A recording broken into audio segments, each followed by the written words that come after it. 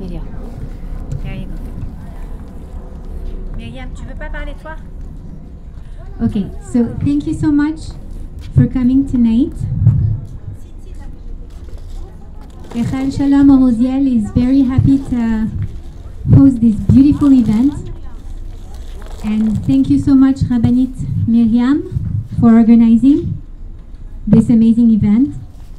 Thank you, Adina, and theshul.com for their support in this event. I don't know exactly because I have nothing to do with the event, so I'm just... And thank you, Harbor Grill. I pressed on video. Thank you, Harbor Grill, for tonight, for the food and for the beautiful buffet. And thank you, Efrat Moran Lachmi, for hosting. And thank you all. I am very happy to introduce tonight a woman who is working for HaKadosh Baruch Hu and goes to many different places in the world in order to inspire and motivate other women. We are very lucky tonight to have Adina Stillerman come and speak to us in honor of the Hiddulah of Rachel Elenu. Thank you so much, Adina. Adina? Can you put this on? Just put it on your head. Okay. Come on. I also put some over there in case you want. Thank you.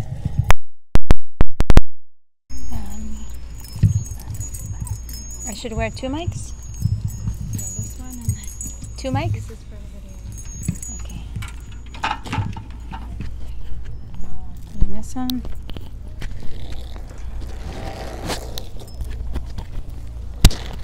Like this?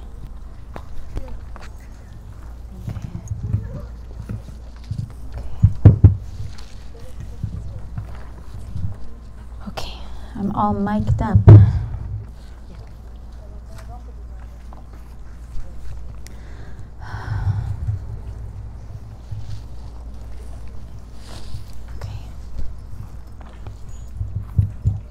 Good evening, ladies. Can you hear me? Raise your hand if you can hear me. Okay. It's uncomfortable. I don't know if the speaker is clear or not. You prefer to speak without? I can speak without. Does everybody, can you hear me? Would you prefer with or without? Without? Okay. There we go. Good evening. Don't ask me how I have learned to project my voice so much, but if you ask my children, they might say that I practice on them over and over again. I want to ask you something. Let me start by thanking you so much for inviting me to come. It was so hard to travel 15-minute drive all the way to come and see your beautiful community. This community is actually known to be a community that is open and welcome and growth-oriented, with a constant flow of Torah opportunities for both men and women and children. And you are lucky to be in such a beautiful community. Really, really lucky. When you walked through that gate and to the backyard here, you may have bumped into someone that you know. And you may have said, hello, how are you? And the question is, did you have a hard time responding? Me? I'm doing great. All of us? There's sushi. And desserts. And we're in a waterfront property. So it's so easy to say, Baruch Hashem, I'm doing well. But how can you say that?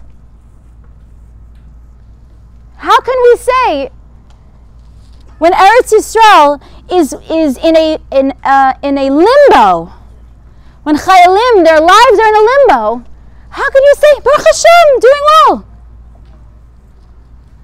So every person that I bumped into this week, and I said, hello, how are you? I had a hard time responding myself.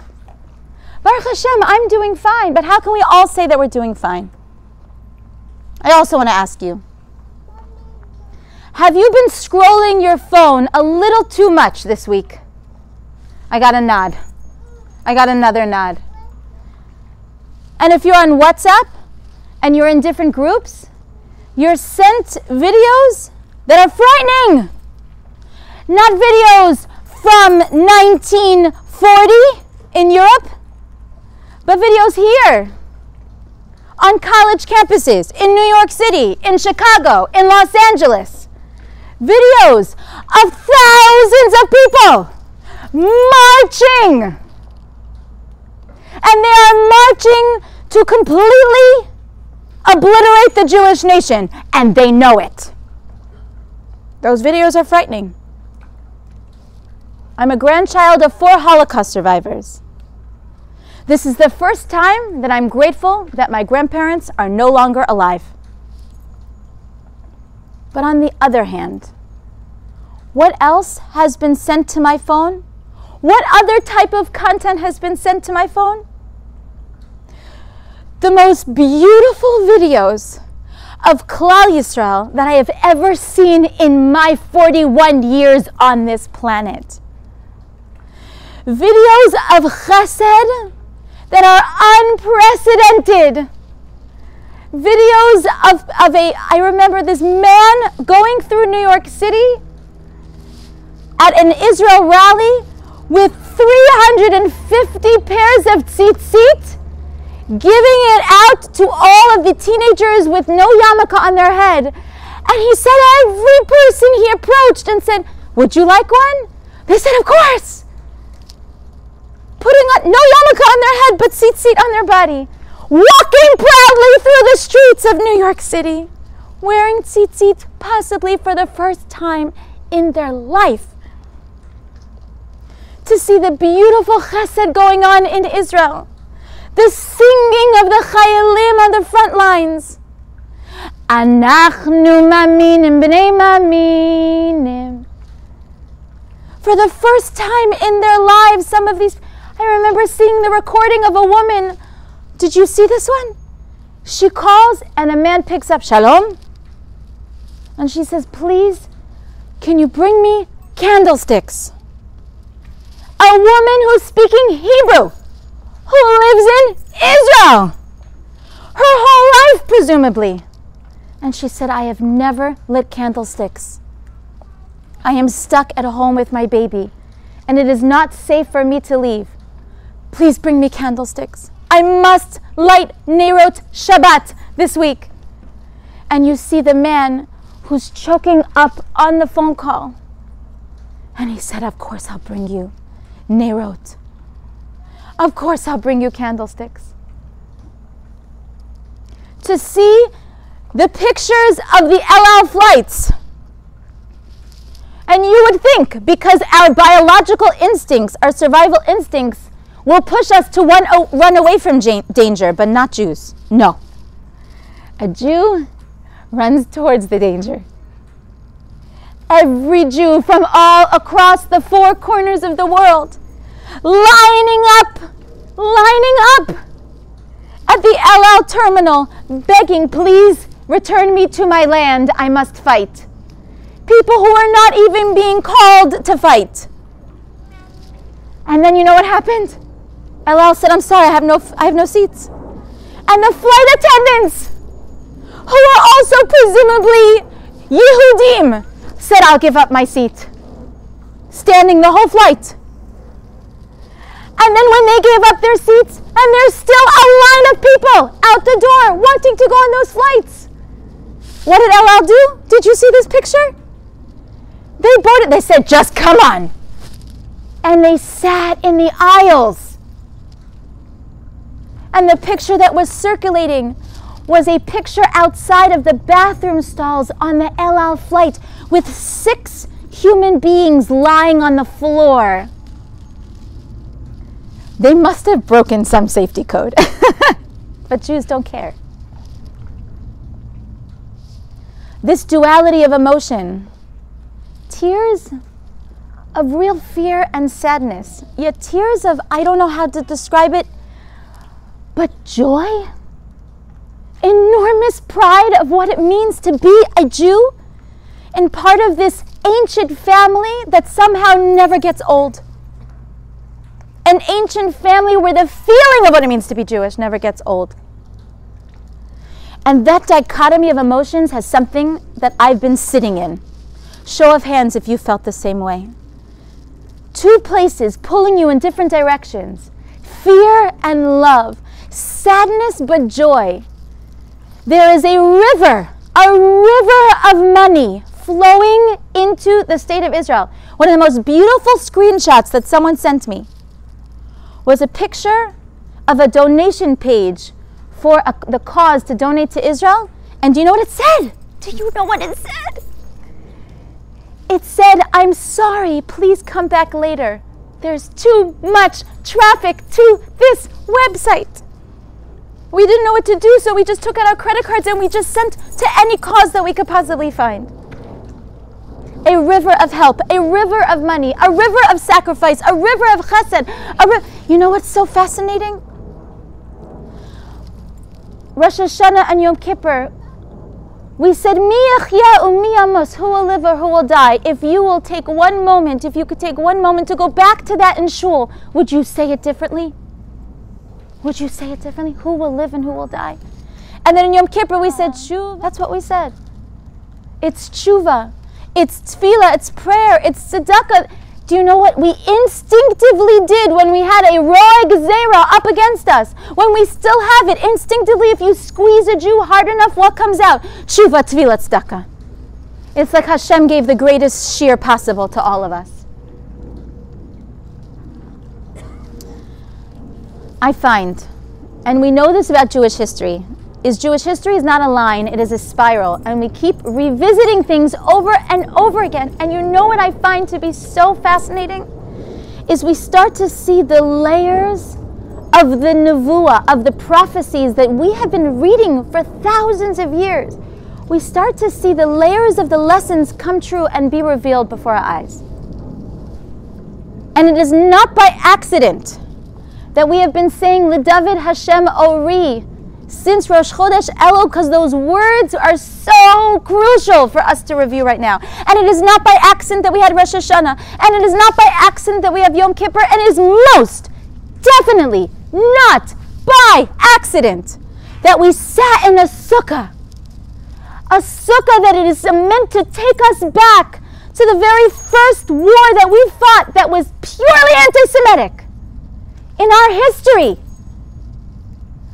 where Amalek came and approached us and they fought us for one reason and one reason only. It's because we were Jewish. Who is this strange nation? Who is this strange nation that has this strange God? Let's go fight them. They knew nothing about us but that we were chosen by God. Nothing. And what protected us? We were in the middle of a desert. It was the Ananei HaKavod. It was those clouds of glory, and we sat in the sukkah, and ladies and more ladies. If we knew what was going to happen on Simchat Torah, would we have sat in that sukkah as a remembrance of the fact that no matter where we go, we will be protected by Hashem. No matter what college campus is pro-Palestinian, no matter whether we live in Europe or whether we're in the front lines in Gaza, we sit in the sukkah of Hashem, which is what David HaMelech was asking for. And we were saying it every day.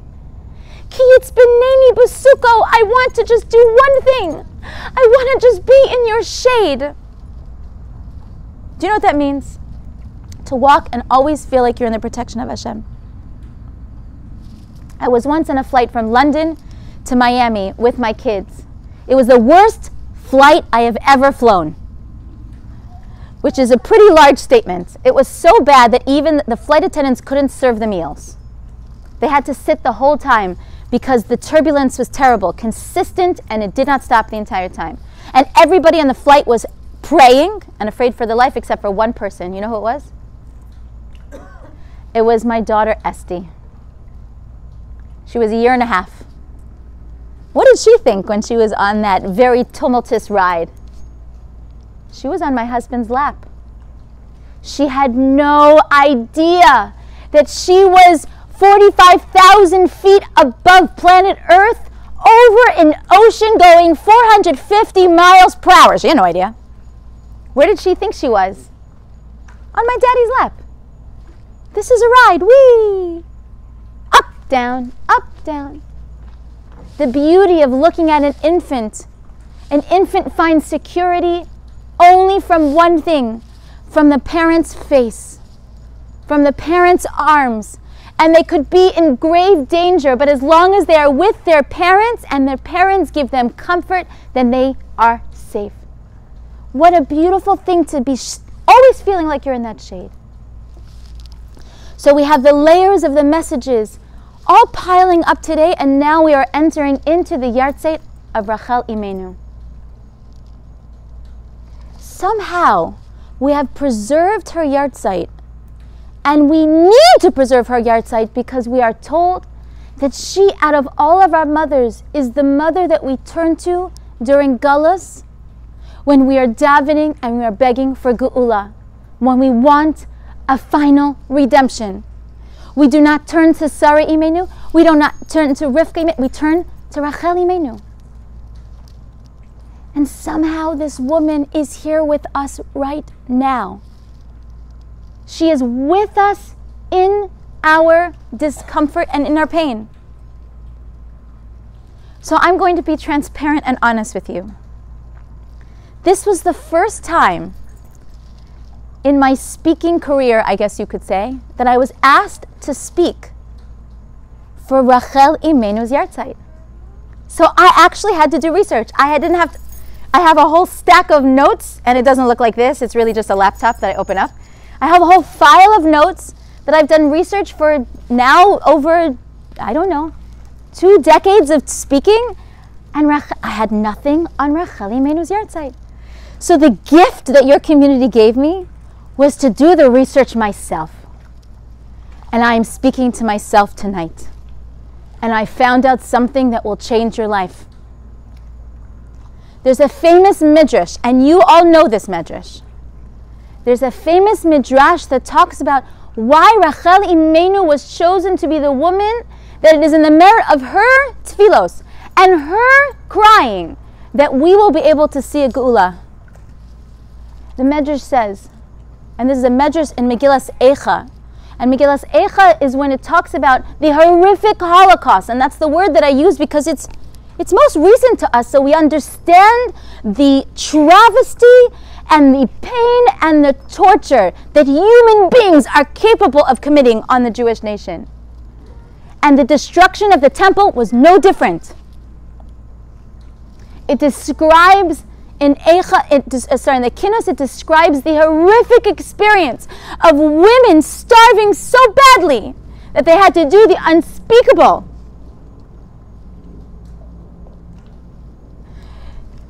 I can't even word it. But they chose their own lives over their children in order to stay alive. I can't even speak the words.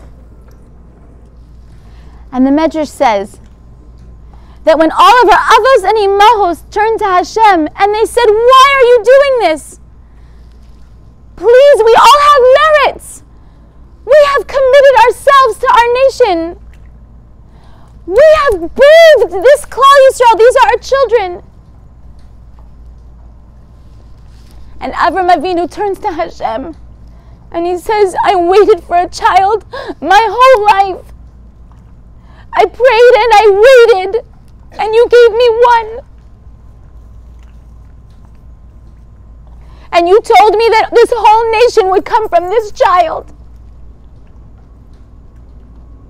And I depended on this child for my legacy. I sacrificed myself by putting myself in an oven for your name, Hashem. I threw myself into a furnace.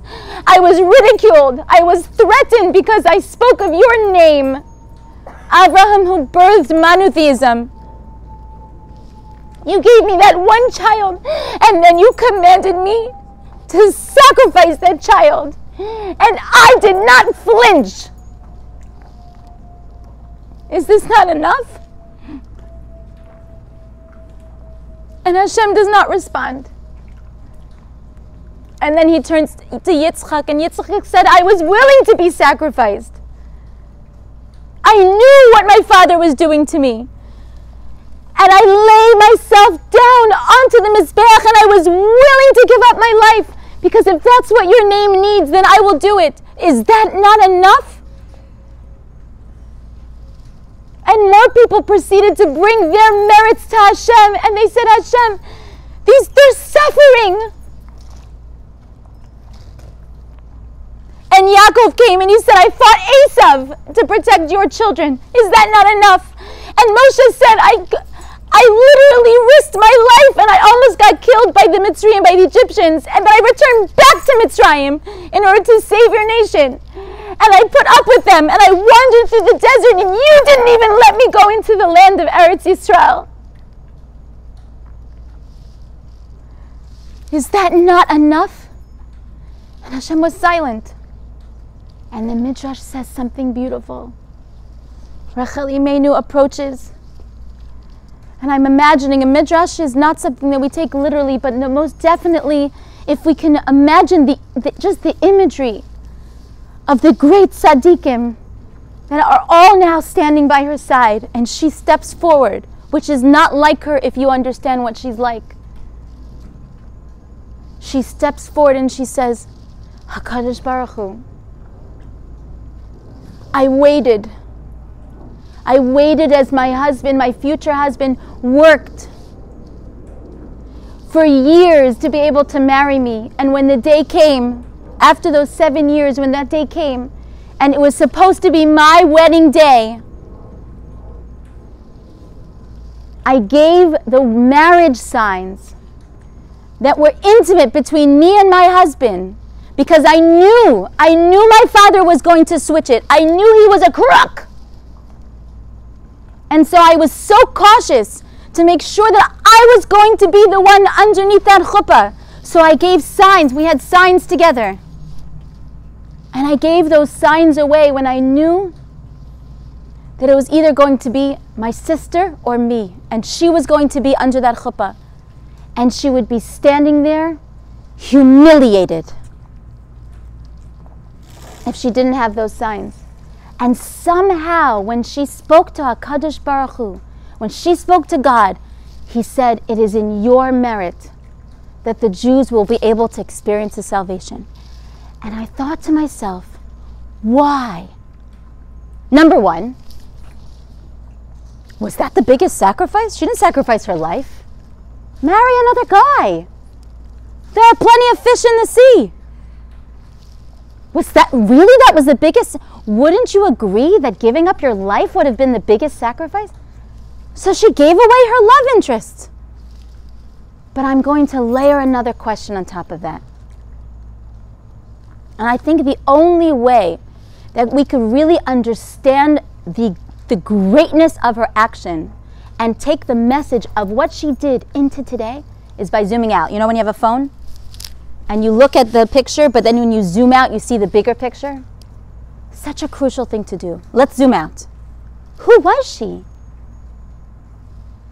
What type of person do we see she was? And why was that action so great? There's a famous story that we see that after Leah gets married and after she gets married now to Yaakov, and now they are sharing the same husband. They are co-wives, which is not a good thing to do. And today we don't do it anymore. It's not recommended. But we see that there's a very uncomfortable conversation that takes place between Rachel and Leah.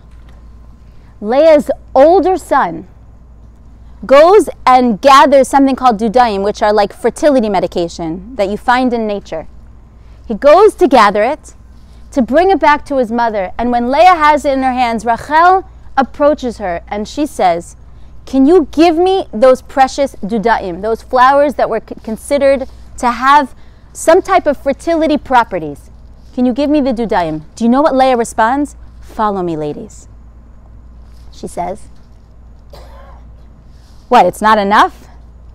You took my husband and now you want to take my dudaim? That's the very uncomfortable conversation that we see. And of course, the disclaimer of how we could never understand these conversations or their actions of our imahos, of our mothers and our forefathers, because it's totally not the level that we can explain today, thousands of years later. But why did she say this? Do you know why? Because Rachel was Yaakov's favorite wife. And he actually resided in Rachel's tent far more time than Leah's. So Leah said to me, Leah said to Rachel, what? You took my husband because he's with you most of the time and he's barely with me, and now you want to take my dudaim? Now you want to take my ability to have more children? You want to take my flowers? What's the problem with that statement? If you just knew the story that I said before, in the Midrash that's quoted, what a chutzpah for her to say that. What do you mean you took my husband? Did you not? How is it possible for her to say, you took my husband. I gave you the signs. That's what Rachel should have said back to her. How could Leah say this? And how come Rachel did not respond? I know I am one of 5 sisters, and if my sister accuses me of something that I didn't do you know how to respond?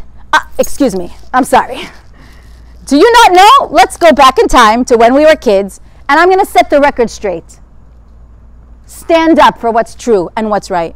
But Rachel is silent, and the fact that Leah asked this question is curious for many people, and Rav Shlomo Shvadran says the most incredible thing that you will never forget for the rest of your life. Do you know what he says? This will blow your mind. This is inhuman. It is supernatural. It is the most godly action you could possibly think of. He says that when Rachel gave Leah the signs, she was so tzniut about it, she was so private about it, that even Leah herself didn't know she was getting signs. He said that Chazal said that she, during the weeks leading up to the wedding, in conversation between sisters, Rachel learned the signs apparently were Chala, Nida, and Tarat Mishpacha, a family prayer, what it means to build a Jewish home as a Jewish woman. She learned them with Leah together. She's like, well, you're getting married soon. You're possibly getting married, because she knew already that Lavan was already switching and he was preparing for the switch. And she knew that it was either her dignity or not. So she learned with her as if it was friendly conversation. And Leah had no idea. And underneath the chuppah, when Yaakov made conversation with Leah and started asking her, she knew the answers. And she had no idea that those were the signs that preserved her very dignity as a human being. And that's why Leah had the audacity, because she had no idea. She said, first you take my husband, and now you take my dudaim. She had no idea that it was Rachel who allowed Leah to take her husband from her. She had no idea that there was a prior arrangement. She thought she was intended to marry Yaakov, and it was her husband. Not only that, but the fact that she remained silent when she was challenged. The fact that she remained silent, she didn't say anything, shows that this was the ultimate chesed for her. That not only did she preserve her dignity underneath that chuppah, she preserved her dignity until she went to the grave. She took the secret to her grave. It's unreal. I'm speechless. So it makes you realize that when Rachel comes, in the Midrash how it's described, she comes to Hashem. I can imagine her hands were up like this. She says, Hashem, this all I have is my life. She didn't bring the one zchut, the one merit that I thought she would bring. I thought she would bring the fact that, did you notice, she sacrificed her life. She died young in childbirth.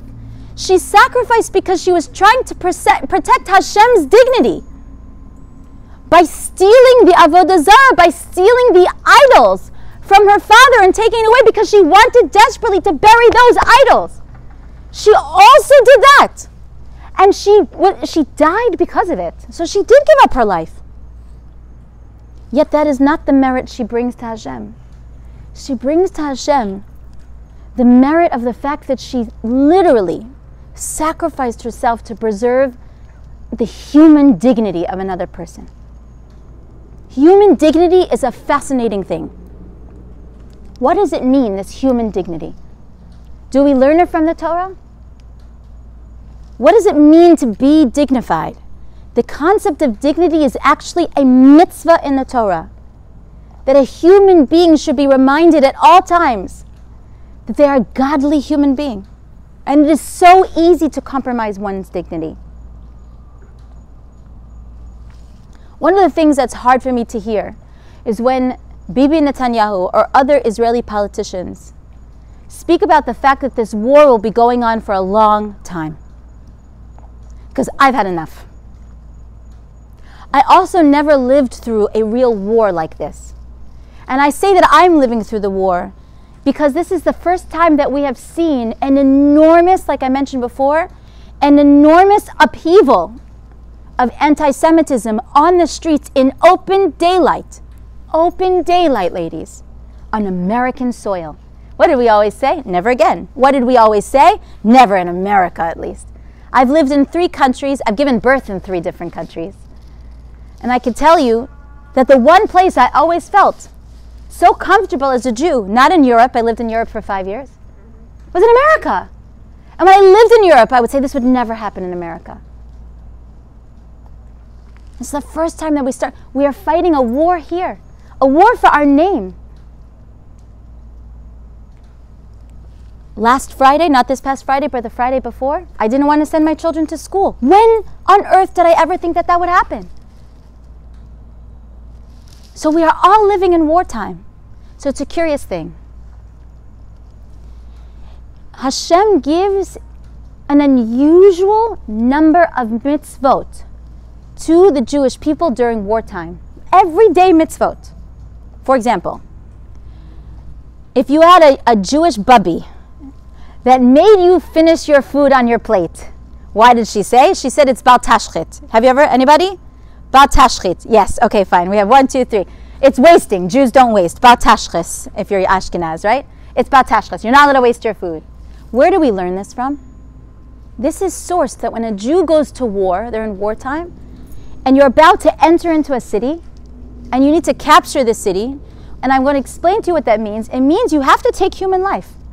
If you are at war and you're defending yourself, just like what's happening right now, as the Jews are preparing to go into Gaza, a Jew does not just open the gates and run and destroy everything in their wake. There's a very strange and beautiful mitzvah that you're not allowed to cut down or destroy any of the fruit trees. So if there are any orchards in Gaza, then it is Jewish law to be cautious of those orchards. It goes so far, by the way, to say that there is a shul in the middle of Brooklyn. And if you don't believe me, you can go and check it out yourself. There's a shul in the middle of Flatbush, New York. I don't remember the street that it's on. My husband's from Flatbush and he showed it to me. It's a building, a small little building on a street, and the shul is a box, and in the middle of the shul, you see a tree growing out through the roof. There was a beautiful fruit tree, and they built the building around the fruit tree, and it looks like it's growing out literally through the middle of the building. Why? Because it's halacha. You're not allowed to break down a tree. You're not allowed to waste Hashem's resources. So we learn, because of this halacha, when a Jew goes to war, we learn that you have to finish your broccoli on your plate today. What an unusual connection. You know what we also learn from wartime? We also learn ketubah, right? The ketubah contract that is signed, written in Aramaic, by the way, because if it wasn't written in Aramaic and it was in English, I don't know how many people would sign it. But it's basically a man signing his life away that he'll take care of this woman for the rest of his life. All of her needs. From head to toe, in and out, up and down, take care of her needs. He signs the contract. Where do we learn this from in the Torah? The Jewish law is taken also when a Jew goes to war. And when a Jew goes to war, it says that if you take a woman captive and you find that a Jewish soldier has fallen in love with one of his captives. So now what we see, what happens in the ancient world? In the ancient world, so then she's lunch. She's your property, but not for a Jew. This was the first women's rights document in human history, to say you're not allowed to touch her unless you promise to take care of her. And there was a whole procedure to ensure that this was a genuine thing. Now, it's hard to understand this, but we glean the ketubah from this, that if you have to do it for a captive at war, so much more so today. Before you engage with a woman, you have to make a contract that this is a real responsibility. So you know what we also learn? It's a fascinating thing. That if a Jew needs to go to the bathroom at war, if a Jew needs to go to the bathroom, he is commanded to keep with him at all times a shovel. A little a spade, they say in British, a shovel. And that shovel was there to make sure that if someone needs to go to the bathroom at the war field, they should cover up after themselves. This is the source for human dignity. It's fascinating. Because I've never been a soldier at war. And I know that this is a mitzvah that I need to apply to my life every day. And it's fascinating that the Torah chooses to use the context of war in order to give us everyday mitzvahs that we're going to use on a regular basis. Why? A ksuba is a man's responsibility to his wife. That happens every day. And our commitment to not waste Hashem's resources with our food, every day I have to deal with this with my Shabbos leftovers, trying to repurpose them, and one day I'm going to write a cookbook about it. And you should see it's going to be a New York Times bestseller, because I am a master, as a grandchild of Holocaust survivors that cannot waste a single piece of broccoli. I'm a master at recycling any type of leftovers. Batzashres. I use it every day. And the mitzvah of dignity, what it means to be able to see yourself as a human being. So wartime is an interesting context. It's an interesting context to be able to understand dignity, because when a person is at war, it is the context in which they are most prone to lose their dignity. Survival of the fittest. Curiously enough, when Elie Wiesel was interviewed, do you know what he said, why it took him so long to speak about his story? And he spoke on behalf of all of the other survivors of the Holocaust. He said it took so long because people didn't want to admit what they had to do in order to survive. Women didn't want to admit what they had to do. And you could read into that in order to somehow preserve their life. Nobody wanted to admit the depravity, the depths that they had to go in order to somehow stay alive. The rules in war change human beings. They convert themselves, or they unconverted against their will. From human beings with dignity to what? To survival of the fittest, just like the animal kingdom. It's either you shoot or you get shot at. And human beings are very much vulnerable to this at wartime. And that's why the Torah said when it comes to a person's dignity, we must show them that if you have to be dignified, if you can be dignified during war, when you're in a battlefield, and you haven't eaten, and you haven't slept, and you haven't showered, and you are filled with other people's blood on your uniform, and you have witnessed your friends die in front of your eyes, that when you need to go to the bathroom, you remind yourself, oh, there is a piece of Hashem in me, and I will not lose my dignity, and I will never let any circumstance take away my dignity. And you cover up after yourself. There's a unique connection between dignity and wartime that we must somehow adopt. When Rachel Imeinu came to Hashem and she said, I only have one thing, that I was willing to do anything to make sure that my sister's dignity was not compromised and was not sacrificed. I risked the person who I thought I would marry, and I risked my own reputation with my sister. I risked that to preserve her dignity. And we know v'ahavta l'reacha kamocha, the only way you could really sacrifice to that level to make sure that someone else's dignity is not compromised is if you would never do anything for yourself to compromise your own dignity.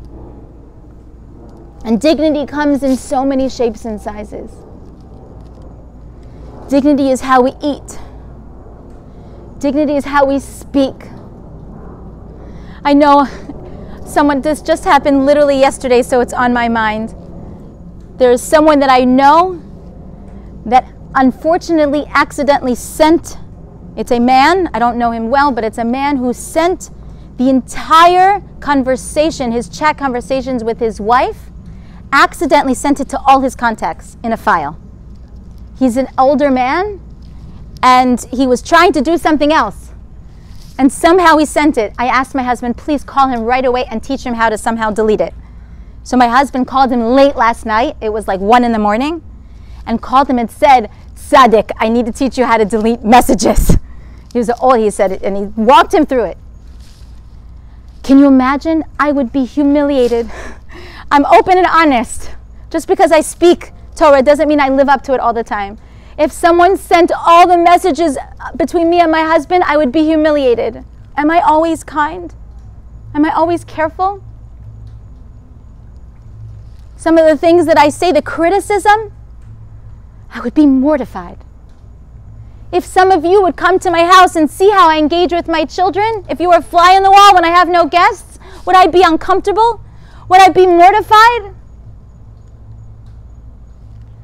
Dignity means that in the private realm of our home, when nobody is looking, the conversations, it stems from there.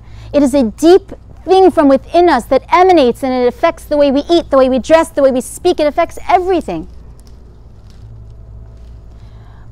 I've been to Poland many times. I'm very lucky. I take tours to Auschwitz. I take tours to Poland in general.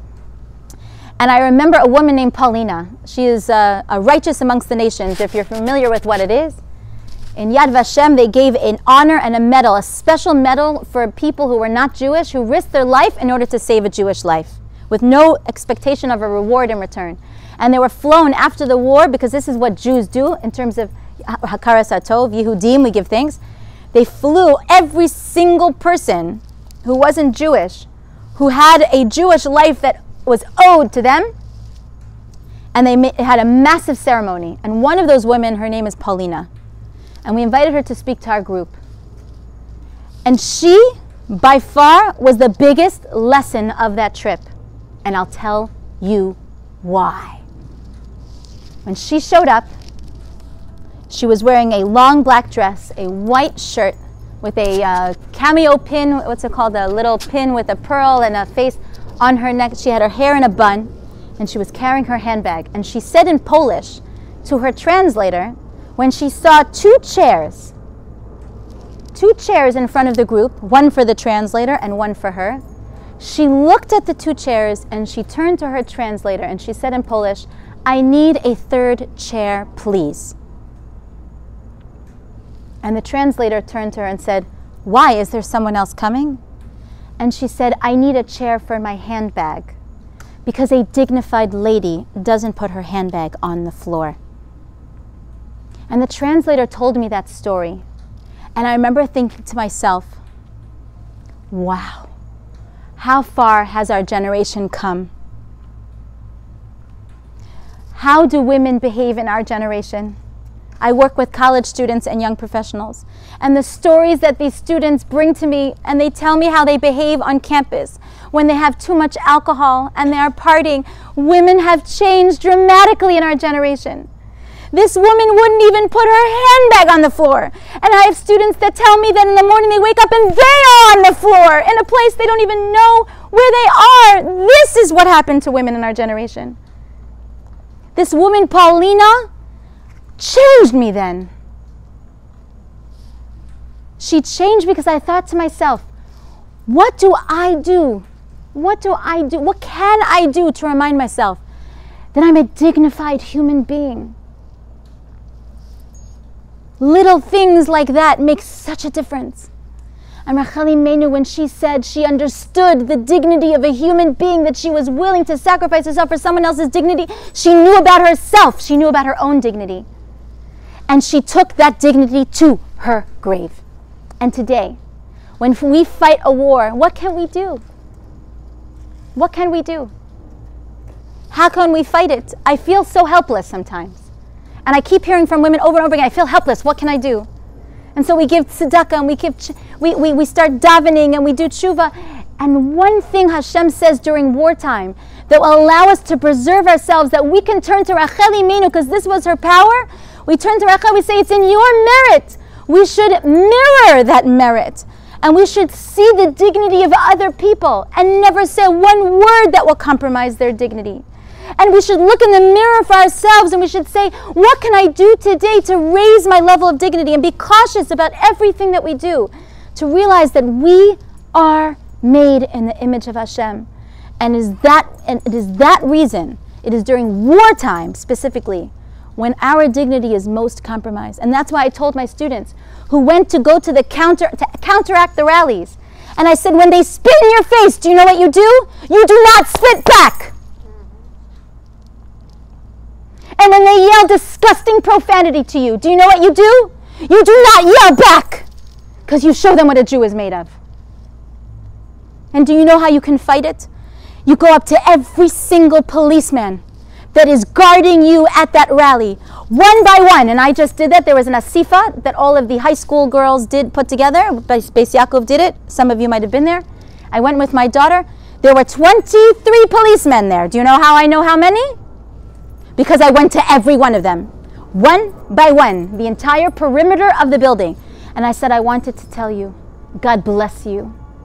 Thank you for protecting us tonight. God bless you in all of your life, in your marriage, with your children. You should be showered with blessings because you choose to side with good in this world. It took me a long time. My daughter wanted to leave without me, but she can't drive. It took me a long time. And I hoped that if even one of those policemen was wondering why on earth he had to waste his night protecting those Jewish women, maybe just that one interaction will shift him. And I ask you, please raise your hand. Raise your hand if you know your grandmother's name. Keep your hand up if you knew your great-grandmother's name. Now keep your hand up if you know your great-great-grandmother's name. Isn't it fascinating? We have 1, 2, 3. Such a small minority. Your first cousins. That works. Isn't that interesting? And one more. Isn't that interesting that in just a few generations from now, my great-great-great-grandchildren, such a sobering thought to think that they possibly will not know my name. They may not even know what I looked like. I don't know what my great-great-grandparents looked like, and I do not know their names. Yet I do know that it is the actions that they did that made me who I am today. It is not the actions that they had to do because they had no choice. It is the actions that they chose to do because we all have a choice. And that is what Chazal say of Rachel Imenu. Do you know what they say that set her apart in that midrash even more? Avram Avinu was commanded by Hashem. Yitzchak, commanded by Hashem. Yaakov, he had no choice. Esav was coming at him. Moshe, he was forbidden to go into the land. Not one of them really had a choice because they were commanded. There was one of those people. It was Rachel. And she came and she said, you did not command me. You did not obligate me to make that. In fact, if I didn't give that signs, I would have committed no crime. I chose to. I chose to because I wanted to. Because the value of dignity for me, I know is the ultimate Kiddush Hashem for my children one day. That they will know I did something not because I had to, because I wanted to. And I hope and pray that our actions, everything that our children see, they see us when nobody else sees us. Our husbands see us when nobody else sees us. And they see that we chose the high road. We chose to do something in a more dignified way when nobody's looking. We didn't have to. It's so easy. When we come here, we get all dressed up. And we look perfect. And we speak perfectly. We're in our best behavior. And it's the people that are closest to us that will remember the stories and they'll say, I saw my mother when no one else was looking. And I want to tell you those stories, they'll say to their children. And their children then, in turn, will then tell their children those stories. And the midah of dignity, no matter what happens in our future generations, no matter what our children and grandchildren will have to face, that midah will live on, that character trait will live on. Even if they don't know our names. What a beautiful thought. And we are told, and I'll end with this, we are told that it is the merit of the Jewish women that will be able to see the final Geula. That is what we are told. We are told it is the merit of the Jewish women who really understand what it means to be able to uphold this midah, all in each in our own small way. Each in our own unique way. It is the merit of us somehow. And we are not the ones that are fighting on the front lines. We are not being drafted to the army. We are not risking our physical lives. So what, pray tell? What is it? And I would say it's because no matter what happens, we are infusing that beautiful midah that we know, that we're a piece of Hashem wherever we go. And no matter what the nations do to us, we are Am Yisrael. And we keep our heads high. And our children will see that angle, that degree, and they will never lower that angle. They will in turn keep their heads high. It is in our merit. Let it be that we'll be able to see the fruits of our labor as Jewish women, to preserve our dignity in the merit of Rachel Imenu, to preserve each other's dignity at all costs, and encourage each other in all of our Shmirat HaMitzvot, encourage each other to be able to really live in the light of this beautiful woman who somehow made it to Midrash in such a beautiful way. And let it be that she accompanies us into Eretz Yisrael for the final time, Lashana Haba, next year. Thank you.